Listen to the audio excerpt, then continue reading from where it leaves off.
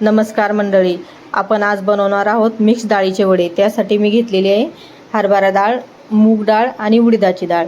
तर ह्या सर्व डाळी मिक्स करून मी त्याला स्वच्छ पाण्याने धुवून घेते। डाळीचं मी प्रमाण असं मोजून घेतलेलं नाही, अंदाजेच घेतलेले। तो हवं तर तुम्ही मोजून घेऊ शकता। डाळ स्वच्छ धुतल्यानंतर एका पातेल्यात काढून त्यामध्ये पाणी घालून 4 ते 5 घंटे डाळ चांगली भिजत ठेवायची आहे।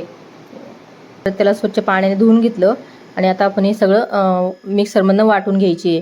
मिक्सरमधनं खूप जास्त बारीक नाही वाटायची आहे ती, थोडीशी जाडसर ठेवायची। त्यामुळे काय होतं ना, आपण जेव्हा भाजी करतो तर खूप बारीक जर वाटण असलं तर ते शिजत नाही।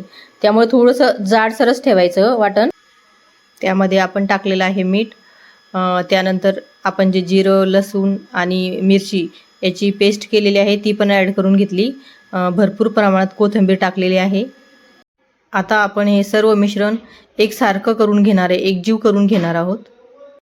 तुम्ही बघू शकता आपलं मिश्रण एकदम छान एकजीव झालेलं आहे। आता आपण चला याचे वडे तोडून घेऊयात। बाहेर खूप ऊन असल्यामुळे मी वडे घरातच तोडून घेतले।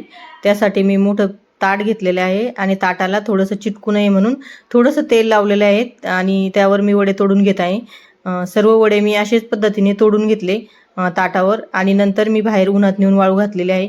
ते मी दाखवणारच आहे पुढे तुम्हाला। पण मी असेच सर्व छोटे छोटे आकारामध्ये वडे तोडलेले आहे।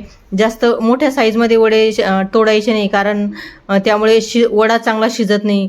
हे बघा, माझं पूर्ण ताट वडे तोडून झालेलं आहे। आता मी ते बाहेर नेऊन उन्हात वाळू घातलं आणि दुसरं ताट घेतलेलं आहे। तर अशा पद्धतीने मी सर्व वडे तोडून घेतले। मी आता नवीनच व्लॉग सुरू केलेले आहे। मी आता ही उन्हाळ्यातलं वाळवण हा दुसरा व्हिडिओ आहे माझा। एक तर पहिला मी चिप्सचा टाकलेला आहे आणि हा दुसरा व्हिडिओ आहे। तर प्लीज तुम्ही जर व्हिडिओ बघत असाल तर लाईक करा, शेअर करा आणि सबस्क्राईब करा आणि सपोर्ट करा मला। हे बघा, मी अभिमन्यूचं चक्रव्यूह तयार केलेलं आहे गोल गोल तुम्ही बघू शकता। झालंय, माझे वडे तोडून झालेले आहे। आता मी हे पण ताट उन्हात नेऊन वाळू घालणार आहे। ऊन खूप असल्यामुळे वडे एका दिवसात वाळून गेले पूर्ण माझे।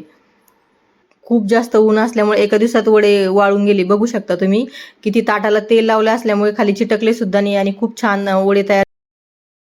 चला तर मंडळी, वर्षभर टिकतील असे मिक्स डाळीचे वडे आपले तयार आहेत। गृहिणींना सर्वात मोठा पडलेला प्रश्न म्हणजे भाजीला काहीच नाही।